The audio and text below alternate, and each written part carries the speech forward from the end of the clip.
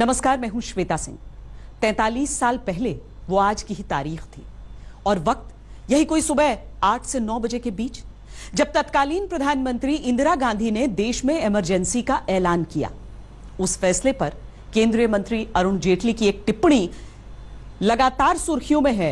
जेटली ने social media पर लिखे अपने एक पोस्ट में कहा कि इंदिरा गांधी और तानाशाह हिटलर की तुलना की जा सकती है। जेटली ने लिखा, दोनों ने ही संविधान की धज्जियां उड़ाई और आम लोगों के लिए बने कानून को तानाशाही के संविधान में बदल दिया। देखिए 43 साल पहले इस देश में आखिर क्यों और कैसे लगी इमरजेंसी।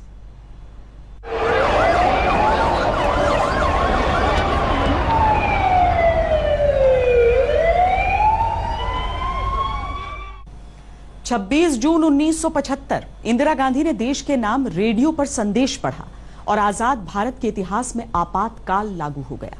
यानी ऐसा शासन जिसमें जनता के बुनियादी संवैधानिक अधिकार भी उनके हाथ से छीन लिए गए।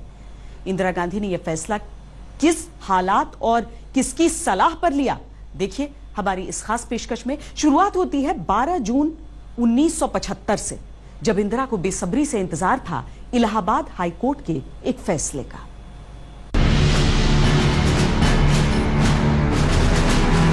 भाइयों और बहनों, राष्ट्रपति जी ने आपातकाल की घोषणा की है। इससे आतंकित होने का कोई कारण नहीं है।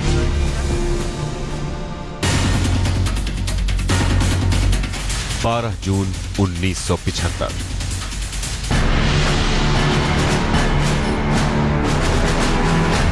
12 जून की उस सुबह करीब 8:30 बजे प्रधानमंत्री इंदिरा गांधी ने अपने असिस्टेंट से पूछा कि आज तो रायबरेली चुनाव को लेकर इलाहाबाद हाईकोर्ट का फैसला आना है ना। इस पर वहां मौजूद इंदिरा के छोटे बेटे संजय गांधी ने कहा कि आप बेफिक्र रहिए, फैसला आपके पक्ष में ही आएगा। इसके पीछे संजय का तर्क ये था कि इंदिरा के खिलाफ कोर्ट जाने वाले समाजवादी नेता राजनारायण के वकील शांति भूषण उस दिन कोर्ट में नहीं थे और इंदिरा के वकील एसी खरे ने बता दिया था कि सारा इंतजाम हो गया है।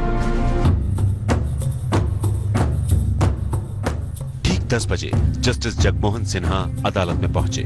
उनके सामने 259 पन्नों का फैसला था, लेकिन उन्होंने कहा कि वो सिर्फ निष्कर्ष ही पढ़ेंगे। इसके बाद जज ने फैसला सुनाया। प्रधानमंत्री इंदिरा गांधी को 6 साल के लिए मताधिकार से वंचित किया जाता है। जस्टिस सिन्हा के फैसले ने हिंदुस्तान की सियासत में भूचाल ला दिया। इंदिरा गांधी की लोकसभा सदस्यता रद्द हो गई। I treat every judgment and every case alike. I never thought that it was a historic judgment. Because if a judge thinks that there is a very important case, then it can sway his judgment. भले ही justice Jagmohan Sinha को अंदाजा नहीं था कि उनकी कलम से इतिहास का कौन सा अध्याय लिखा जा रहा है, लेकिन उस वक्त इलाहाबाद हाई कोर्ट में सरगर्मी बहुत तेज थी, एक सफदरजंग रोड से भी कहीं ज्यादा। By one judge in a high court pronouncing a judgment and the opposition of that time saying that that is the end of the matter and we won't wait and Mrs. Gandhi must go was what we were agitating against. इधर राजनारायण और उनके समर्थकों ने भरी दोपहरी में दिवाली मनाना शुरू कर दिया।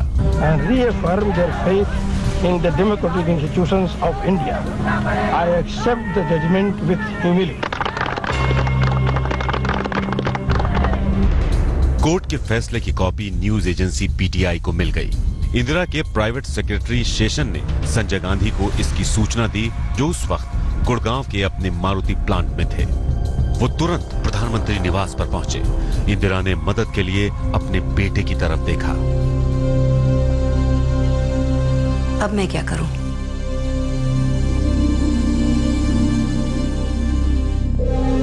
क्या मुझे इस्तीफा दे देना चाहिए? इस्तीफा?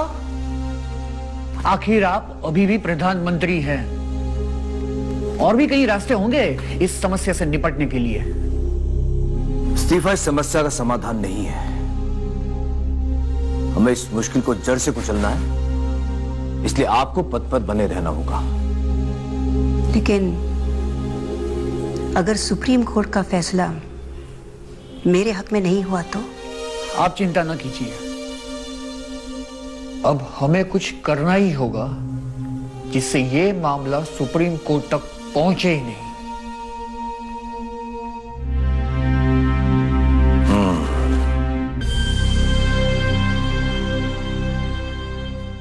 इंदिरा गांधी के खिलाफ इलाहाबाद हाईकोर्ट का फैसला आते ही सियासत की पूरी गहमा गहमी बदल गई। इंदिरा गांधी के आवास एक सफदरजंग रोड पर एक तरफ सुरक्षा बलों की तैनाती की गई, दूसरी तरफ कांग्रेस ने फैसले के विरोध की रणनीति अपनाई। कमान संभाली संजय गांधी ने। प्रधानमंत्री आवास पर बड़ी तादाद में कांग्रेस समर्थक आते, इंदिरा गांधी के पक्ष में नारे लगते, लेकिन दिल्ली से हजारों कोस दूर गुजरात में इंदिरा के विरोध की एक नई हवा तैयार हो रही थी। अभी इस मुसीबत से निकलने के लिए इंदिरा और संजय माथापच्ची कर ही रहे थे कि गांधी के राज्य गुजरात से एक और झटका देने वाली खबर आई, ये बताने के लिए कि एक सफदरजंग रोड पर मची जयकार सूबों में चटक रही है। बहुत वर्ष पहले जवाहरलाल नेहरू ने कहा, आजादी खतरे में है, पूरी ताकत से उसको बचाओ। आज भी मैं आपसे यही कहती हूँ, आजादी खतरे में इसलिए नहीं पड़ती है कि कुछ लोगों को हम बोलने से बंद रख रहे हैं, वो अच्छी बात नहीं है और उसको भी जाना चाहिए, ये मैं 2 दफे पहले कह चुकी हूँ।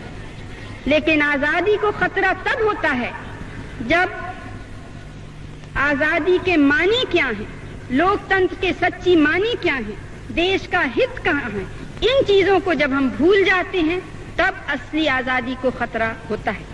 12 जून की शाम होते होते गुजरात के लोगों ने अपना फैसला सुना दिया कि उन्हें गुजरात में कांग्रेस की हुकूमत मंजूर नहीं। विधानसभा चुनाव में कांग्रेस हार गई। इस हार से इंदिरा गांधी को ललकारने वाले जयप्रकाश नारायण और मोरारजी देसाई जैसे दिग्गज नेताओं का हौसला बढ़ गया। 12 जून की उस रात एक सफदरजंग रोड में कोई सोया नहीं। सारी रात संजय गांधी अपनी कोटरी के साथ आगे की रणनीति बनाते रहे। इसके तहत ही ये तय किया गया कि हर रोज सफदरजंग रोड के आसपास सिर्फ जन सैलाब होगा, जिसकी लहरों पर इंदिरा का नाम लिखा होगा, जिसकी गूंज सिर्फ इंदिरा इंदिरा के रूप में सामने आएगी।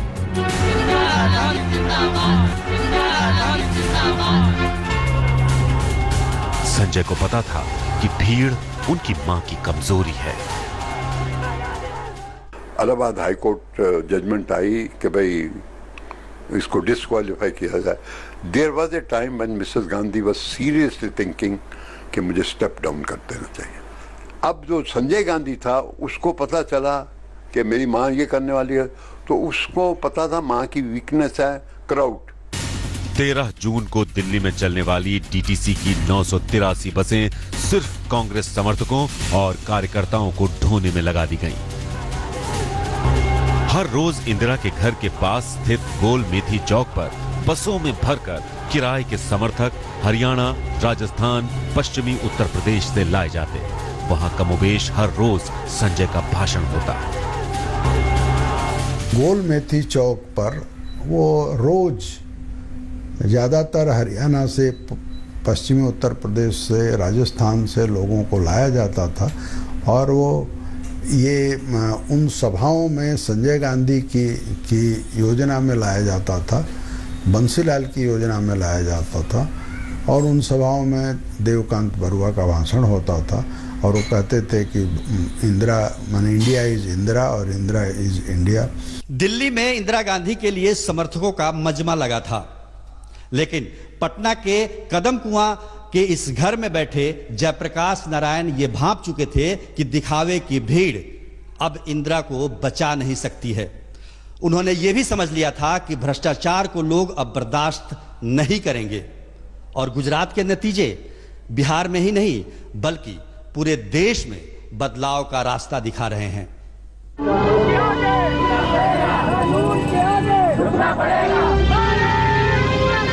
जोश में आया विपक्ष इंदिरा गांधी का इस्तीफा चाहता था और संजय गांधी ने यह तय कर लिया था कि इस्तीफा किसी हाल में नहीं होगा।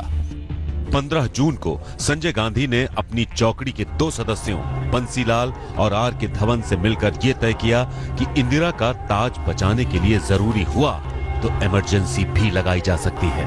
I tell you, before the judgment, I mean, say the situation in the country was only to paralyze the government. I mean, say the MLAs were being forced to resign. Assemblies, the elected members, the assemblies, they wanted to be dissolved. Then there was a, I mean, say, you know, this, I mean, say, a climate of hatred had been created against the government, and the cabinet minister was killed, Mr. L.N. Mishra. There was a dastardly attack on the Chief Justice of India, and the senior leaders of the Congress party, led by Mr. Siddharth Shankar Ray, Mr. Gokhale, Mr. Rajni Patel, and Mr. D.K. Parwa, had been pressing hard that some drastic action has to be taken. बाहर भले भनक नहीं थी, लेकिन अंदर तो साफ हो गया कि इंदिरा गांधी किसी तरह सत्ता में बनी रहेंगी। अब संजय की कोठरी के सामने सवाल था कि वो अपनी रणनीति पर चलने के लिए इंदिरा को कैसे तैयार करें। एक बार तो इंदिरा के जहन में ये बात भी आई कि जब तक वो कानूनी पचड़े से निकल नहीं जाती, तब तक के लिए पद छोड़ दें। तब सवाल था कि प्रधानमंत्री कौन बनेगा। 4 नाम नई दिल्ली के सियासी गलियारों में तैरने लगे: जगजीवन राम, वाई.बी. चौहान, स्वर्ण सिंह और कमलापति त्रिपाठी। इन चारों में कम से कम जगजीवन राम ने अपनी महत्वाकांक्षा को कभी छुपाया नहीं, लेकिन सवाल था कि क्या वो अपनी कलम से इंदिरा का फैसला लिखेंगे। जब इंदिरा गांधी ने प्रधानमंत्री की कुर्सी छोड़ने की सोची, तो संजय गांधी और उनके साथियों ने उन्हें समझा दिया कि जो भी प्रधानमंत्री बनेगा, उनके लाख कहने के बावजूद कुर्सी छोड़ने को कतई तैयार नहीं होगा। वैसे भी राजनीति में 6 महीने का वक्त काफी लंबा होता है और जनता की याददाश्त बहुत थोड़ी। संजय गांधी ने उन्हें यह भी समझाया कि अगर उन्हें राजनीति में अपनी धमक और चमक और सत्ता पर पकड़ बनाए रखनी है, तो उन्हें प्रधानमंत्री बने रहना होगा, बाय हुक और बाय क्रुक।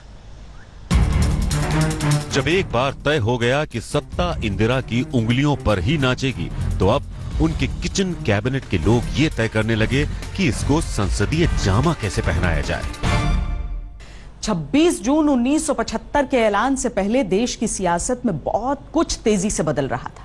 शुरुआत हुई इलाहाबाद हाईकोर्ट के उस फैसले से जिसमें इंदिरा गांधी की चुनावी जीत को अवैध करार दिया गया।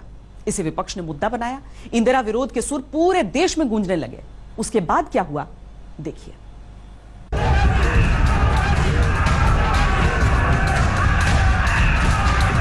सड़क के समर्थन को संसद तक पहुंचाने की कोशिश इंदिरा और संजय की कोठरी करने लगी। इसके तहत 18 जून को इंदिरा गांधी ने कांग्रेस संसदीय दल की बैठक बुलाई। उसमें आए सभी नेताओं ने इंदिरा के नेतृत्व में संपूर्ण आस्था जताई। किसी ने नहीं कहा कि अदालत के फैसले का सम्मान करते हुए वो इस्तीफा दे दें, बल्कि सबने कहा था कि इंदिरा का सत्ता में होना अपरिहार्य है। लेकिन चंद्रशेखर, कृष्णकांत, मोहन धारिया, लक्ष्मी कांताम्मा और रामधन जैसे युवा नेताओं को मंजूर नहीं था कि इंदिरा की सत्ता को अपरिहार्य माना जाए। इसलिए इन सब ने संसदीय दल की बैठक का बहिष्कार किया। 18 जून 1975 ये साफ हो गया था कि देश की संसद तो चलती रहेगी और ये लोकतंत्र की सबसे बड़ी पंचायत भी कहलाएगी, लेकिन इस पंचायत को चलाने वाले पंच नहीं होंगे, बल्कि इसे चलाएगा संजय गांधी नाम का वो चौधरी जो इस संसद का सदस्य तक नहीं था। कांग्रेस के तमाम सांसदों, नेताओं ने इंदिरा तो छोड़िए, संजय गांधी के सामने घुटने टेक दिए। लेकिन ये सवाल तो नेहरू गांधी परिवार के जहन में घुमड़ ही रहा था कि क्या देश की जनता भी घुटने टेक देगी? क्या लोग इंदिरा गांधी को आगे भी अपना नेता मानते रहेंगे? इसके लिए संजय ने एक नई रणनीति बनाई, संपूर्ण पारिवारिक रणनीति। पीएम की कुर्सी पर इंदिरा गांधी विराजमान थी, मगर फैसले ले रहे थे संजय गांधी। दिखाएंगे बस थोड़ी देर में, देखते रहिए आज तक। ये 43 साल पहले की बात है। इस फैसले पर केंद्रीय मंत्री अरुण जेटली ने इंदिरा गांधी की तुलना तानाशाह हिटलर से करते हुए कहा है कि जिस तरह हिटलर ने ज्यादातर विपक्षी नेताओं को गिरफ्तार करवा लिया, वैसा ही कदम इंदिरा गांधी ने भी आपातकाल के दौरान उठाया था। कोर्ट खुद उनकी संसद सदस्यता अवैध करार दे चुका था, लेकिन सत्ता में बने रहने के लिए इंदिरा गांधी ने ऐसे फैसले लिए जिनकी कल्पना आजाद भारत में कभी नहीं की गई। एक तरफ संजय गांधी थे जो हर हाल में सत्ता को अपने कुर्ते की जेब में रखना चाहते थे, और दूसरी तरफ कांग्रेस के बागियों समेत समूचा विपक्ष था जिसकी अगुवाई करने खुद जेपी दिल्ली आने वाले थे। इन सब के बीच सत्ता पक्ष और विपक्ष में मोर्चाबंदी तेज हुई तो संजय के समझाने पर इंदिरा ने 20 जून को पोर्ट क्लब पर एक जबरदस्त रैली की। My duty to see that nothing is done anywhere in any corner of the world which can cast any reflection on this character of the Indian people. इस रैली में 10 लाख लोगों के आने की खबर आई, लेकिन इससे भी बड़ी खबर यह थी कि इंदिरा का फैमिली एल्बम पोर्ट क्लब पर दिखा। दोनों बेटे राजीव और संजय, दोनों बहुएं सोनिया और मेनका और पोते राहुल और पोती प्रियंका। उस रैली में इंदिरा भावुक भी हुई और विपक्ष पर हमलावर भी। मेरे चरित्र के बारे में क्या-क्या किया है? इस बोट क्लब पर इंदिरा की उस रैली को दूरदर्शन पर 25 मिनट तक दिखाया गया और इस पर दूरदर्शन ने उस जमाने में करीब 7,500 रुपए खर्च किए। इतना ही नहीं, अपने भाषण के आखिर में इंदिरा ने कहा था कि अब आप घर जाइए और बॉबी फिल्म का मजा लीजिए। उस जमाने में हाल ही में रिलीज हुई बॉबी फिल्म का दूरदर्शन पर दिखाया जाना एक बहुत बड़ी बात थी। बॉबी फिल्म उस वक्त बहुत पॉपुलर हो गई और ये कि भाई लोगों को कैसे उनकी अटेंशन डाइवर्ट की जाए, क्योंकि जगजीवन राम की एक बहुत बड़ी रैली होने वाली थी, या तो भाई कोई ऐसा फिल्म दिखाई जाए जिससे कि लोग टीवी पे जुटे रहें और वहां पे मत जाएं। इस तरह की बात की थी और बॉबी उस वक्त अभी मतलब कमर्शियल चल रही थी, इसलिए टीवी पे चलना बहुत मुश्किल था, क्योंकि कमर्शियल फिल्म जब पैसा बना रही हो तो टीवी तो मुफ्त होती है। तो लेकिन इसको इसलिए इस्तेमाल किया गया है कि ताकि उस रैली में लोग कम जाएं और उस हिसाब से उनकी वो जो सभा है वो फेल थी। 20 जून को पोर्ट क्लब पर इंदिरा की रैली हुई तो उसी दिन उन्होंने सुप्रीम कोर्ट का दरवाजा भी खटखटाया। इस बीच विपक्ष ने तय कर लिया कि 25 जून को रामलीला मैदान में जेपी की रैली होगी। अब लक्ष्य पोर्ट क्लब से बड़ी जनसभा करने का था। 23 जून 1975 को जेपी को इसी पटना एयरपोर्ट से दिल्ली के लिए उड़ान भरना था, लेकिन बार बार यह खबर आ रही थी कि कोलकाता में मौसम खराबी की वजह से विमान आ ही नहीं पा रहा। ये जेपी को पटना में रोकने की ही तैयारी थी। तब तक जेपी अपने अगमकुआं के निवास पर ही इंतजार करते रहे कि अगर विमान नहीं आता तो वो ट्रेन से ही दिल्ली जा सकें। और आखिरकार जेपी ने ट्रेन पकड़ी और अगले दिन दिल्ली हाजिर हो गए। 24 जून को जेपी दिल्ली में थे। उनकी धमक ही इंदिरा के लिए कम बड़ा धक्का नहीं थी, जो सुप्रीम कोर्ट के जस्टिस V.R. कृष्णा अय्यर ने फैसला सुना दिया कि इंदिरा गांधी प्रधानमंत्री तो रह सकती हैं, लेकिन संसद में वोटिंग नहीं कर सकती। इससे विपक्ष का हौसला आसमान छूने लगा। Then she said, then we should go to the president. I said yes. Then she said, you come. We were with the president, maybe about 2 hours, 1.5 hours. She explained the facts to him. The president showed him the reports and everything as to what the position was and what the latest appeal was to the people. What do we do about it? And then I took over. I explained the law that emergency for internal disturbance can be declared if the danger was imminent. 25 जून की शाम रामलीला मैदान में जैसी भीड़ देखी, वैसी भीड़ पहले कभी भी इकट्ठा नहीं हुई थी। मैदान में पांव रखने की जगह नहीं थी। जनसैलाब रामलीला मैदान से संसद भवन तक फैल चुका था और जब जेपी ने इंदिरा की सत्ता को सीधी चुनौती दी तो एक सफदरजंग रोड दहल उठा। खलक खुदा का, मुल्क बादशाह का, हुक्म शहर कोतवाल का। हर खासो आम को आगाह किया जाता है कि खबरदार रहें और अपने अपने किवाड़ों को अंदर से कुंडी चढ़ाकर बंद कर लें, गिरा लें खिड़कियों के पर्दे और बच्चों को बाहर सड़क पर ना भेजें, क्योंकि एक 72 बरस का बूढ़ा आदमी अपनी कांपती कमजोर आवाज में सड़कों पर सच बोलता हुआ निकल पड़ा है। 25 जून की उस शाम इसी मैदान में जेपी ने यह ऐलान किया था कि हमला चाहे जैसा भी हो हमारा हाथ नहीं उठेगा। जेपी ने अहिंसक आंदोलन और सत्याग्रह की यहां मौजूद लाखों लोगों को कसम खिलाई और कहा कि इसी के बूते हम इंदिरा की तानाशाही को खत्म करेंगे। और जेपी की इस शपथ पर लाखों लोग मुट्ठी बांधकर खड़े हो गए। वो बंधी मुट्ठियां इंदिरा के दिल में जमे डर को और जमा कर रही थी। उधर रैली खत्म हुई, इधर इंदिरा रात 8 बजे राष्ट्रपति फखरुद्दीन अली अहमद से मिलने राष्ट्रपति भवन पहुंची, या कहें कि उन्हें इमरजेंसी लगाने की सूचना देने। हमने देश में आंतरिक आपात स्थिति लगाने का फैसला किया है। क्या इसकी सूचना बाकी कैबिनेट को भी है? नहीं, हमने इसे अभी बताना जरूरी नहीं समझा। क्या वाकई और कोई चारा नहीं है? अब पानी सर से ऊपर जा चुका है, कोई रास्ता नहीं।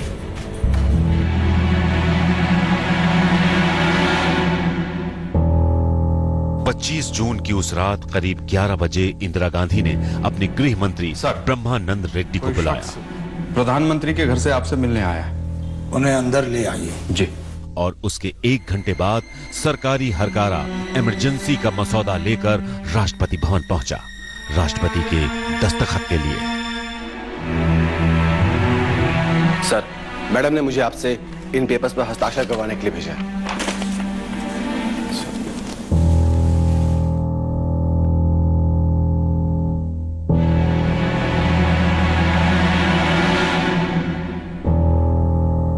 मैं भारत का राष्ट्रपति फखरुद्दीन अली अहमद संविधान की धारा 352 की उपधारा के अनुसार प्राप्त शक्तियों का उपयोग करते हुए घोषणा करता हूं कि आंतरिक उपद्रवों के खतरे से भारत की सुरक्षा पर गंभीर खतरा पैदा हो गया है और मैं अपनी इस उद्घोषणा के जरिए देश में आपात स्थिति की घोषणा कर रहा हूं।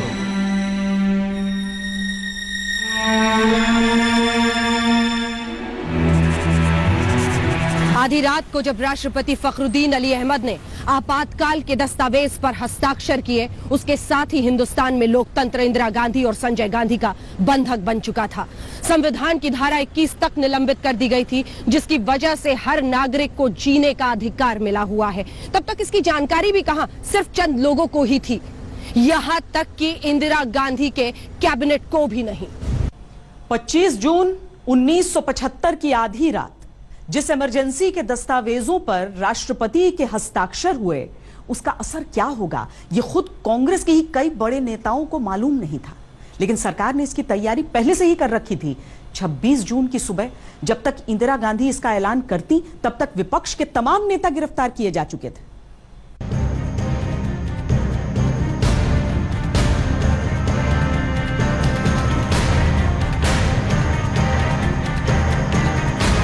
छब्बीस जून की सुबह 6 बजे कैबिनेट की आपात बैठक बुलाई गई, जिसमें किसी मंत्री ने इमरजेंसी पर चूं तक नहीं किया। सबने इसे सही ठहरा दिया।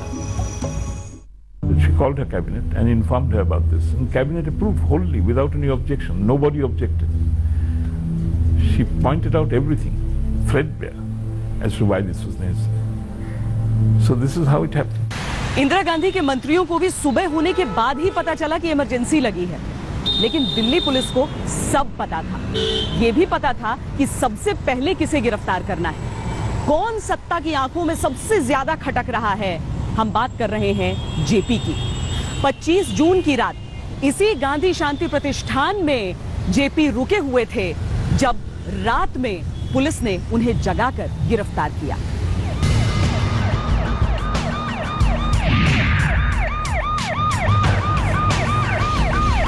आधी रात को प्रतिष्ठान के सचिव राधा कृष्णन के बेटे चंद्रहास ने जब देखा कि पुलिस ने परिसर को घेर लिया है, तो ये बात उन्होंने अपने पिता को बताई। तब तक पुलिस अंदर आ चुकी थी। राधा कृष्णन ने फोन करके चंद्रशेखर को इसकी जानकारी दी, जो उस वक्त कांग्रेस के सांसद थे। तब तक पार्टी के भीतर उनकी पहचान इंदिरा गांधी की नीतियों के विरोध में खड़े नेता की बन चुकी थी। चंद्रशेखर सीधे संसद मार्ग थाने पहुंचे, जहां उन्हें पता चला कि जेपी को ही नहीं, उन्हें भी गिरफ्तार कर लिया गया है और गिरफ्तार कर लिए गए हैं तमाम बड़े नेता। Jayaprakash ji has been arrested, Morarji Bhai has been arrested. And then we consulted Vajpayee ji and myself, and we decided to await the police arrival and to leave. So they came at about 7:30 or so and picked us up. इसी संसद मार्ग थाने में JP को गिरफ्तार किया गया था। जब चंद्रशेखर ने उन्हें उनकी गिरफ्तारी की सूचना दी तो इंदिरा गांधी के बारे में उन्होंने सिर्फ इतना कहा, विनाश काले विपरीत बुद्धि। भाइयों और बहनों, राष्ट्रपति जी ने आपातकाल की घोषणा की है। इससे आतंकित होने का कोई कारण नहीं है। The President has proclaimed emergency. This is nothing to panic about. सुबह 8 बजे जब तक इंदिरा गांधी ने ऑल इंडिया रेडियो पर आकर देश को बताया कि आपातकाल लागू हो चुका है, तब तक इंदिरा गांधी के विरोधी तमाम नेता सलाखों के पीछे थे। और इसके साथ ही शुरू हुआ दमन का वो खेल जिसने 19 महीने तक लोकतंत्र को कोमा में रखा। हिंदुस्तान के इतिहास में 25-26 जून कोई भूल नहीं सकता है। 40 साल पहले सत्ता सुख के खातिर देश को आपातकाल के बंधनों में बांध करके जेल खाना बना दिया गया था। सत्ता के गलियारों में बस इंदिरा के बेटे संजय गांधी की हनक थी और उसके हुक्म पर चलने वाली युवा कांग्रेस की टोली। संजय को लगता था कि इमरजेंसी के साए में हिंदुस्तान के नौजवान उनके साथ जुड़ जाएंगे। शहर में पूछें कि वो मुल्क के लिए कुछ करना चाहता है तो सारे तैयार हैं, मुल्क के लिए कुछ करना चाहते हैं। दिल्ली के तुर्कमान गेट इलाके में रहने वालों के घरों पर सौंदर्यीकरण के नाम पर बुलडोजर चलवा दिया गया तो जबरन नसबंदी ने लोगों को बुरी तरह हिला दिया। वो जो नसबंदी थी, वो जो जबरन लोगों पे कब्जा करना था, सफाई के नाम पे आगरा में लोगों को विस्थापित किया गया, इन सब का नतीजा था ये कि इमरजेंसी इतनी कठोर हो गई और एक नफरत, एक वितृष्णा पैदा हो गई भारतीयों में इन माँ बेटी के खिलाफ। इन सब के बीच विपक्षी नेताओं पर सरकारी शंका बनी रही। डायनामाइट कांड से मशहूर हुए जॉर्ज फर्नांडीज को जब अदालत में लाया जाता था तो हाथों में हथकड़ी और कमर में तानाशाही की जंजीर बंधी होती थी। It's not just the handcuff. Those handcuffs and chains used to be every day when I used to be brought to the court. I and my colleagues used to be brought to the court. We were 22 of us, and as we were every morning we had to be brought to the court when the trial began, or earlier in that when dates were taken. At that time, plus a chain with which 2 policemen chained themselves to me, and similarly to other colleagues. That was Mrs. Gandhi's way of telling you that you know how I can crush you. 19 महीने में इंदिरा विरोधी तमाम नेता jail में रहे। बाहर था तो सिर्फ संग्राम था, जिसे इंदिरा और उनके करीबियों ने अपने पक्ष में समझ लिया। सत्ता की इसी दम्भी नासमझी ने लोकतंत्र के लिए रास्ता साफ कर दिया। 19 महीने की इमरजेंसी के दौरान जनता के बुनियादी अधिकार जब्त थे, मीडिया पर पाबंदी थी, बोलने लिखने की आजादी, सब कुछ छीन ली गई थी। इंदिरा गांधी को लगता था आपातकाल के साथ देश जनता पर उनका नियंत्रण पहले के मुकाबले बढ़ चुका है। ऐसी बात उनके करीबियों ने उनके मन में बिठाई। लेकिन 1977 के चुनाव में यह बात पूरी तरह इंदिरा का भ्रम साबित हुई।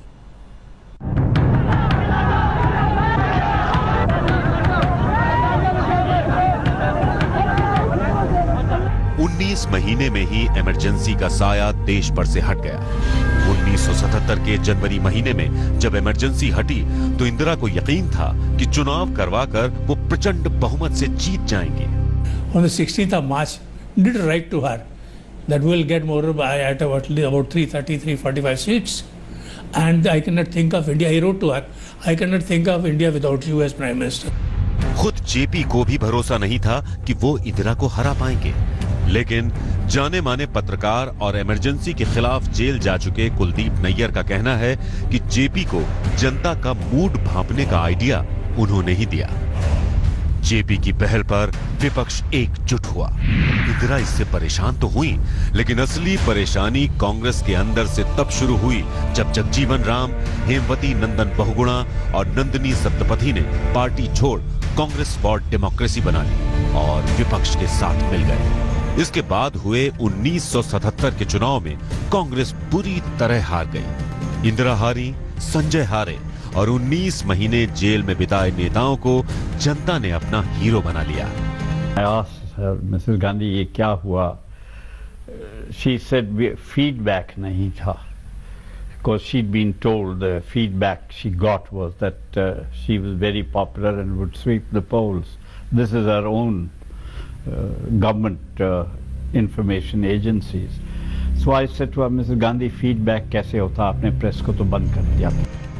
1977 के चुनाव में व्यक्ति के तौर पर चाहे कोई भी जीता या हारा, लेकिन वास्तव में जीता लोकतंत्र और हारी तानाशाही। भारत के लोकतंत्र में तानाशाही को जनता ने जो सबक सिखाया वो आज भी याद किया जाता है। हमारी इस खास पेशकश में इतना ही। देश और दुनिया की बाकी खबरों के लिए आप देखते रहिए आज तक। लेटेस्ट खबरों के लिए यूं ही देखते रहिए आज तक और इस वीडियो के पसंद आने पर लाइक, शेयर एंड सब्सक्राइब करना ना भूलें।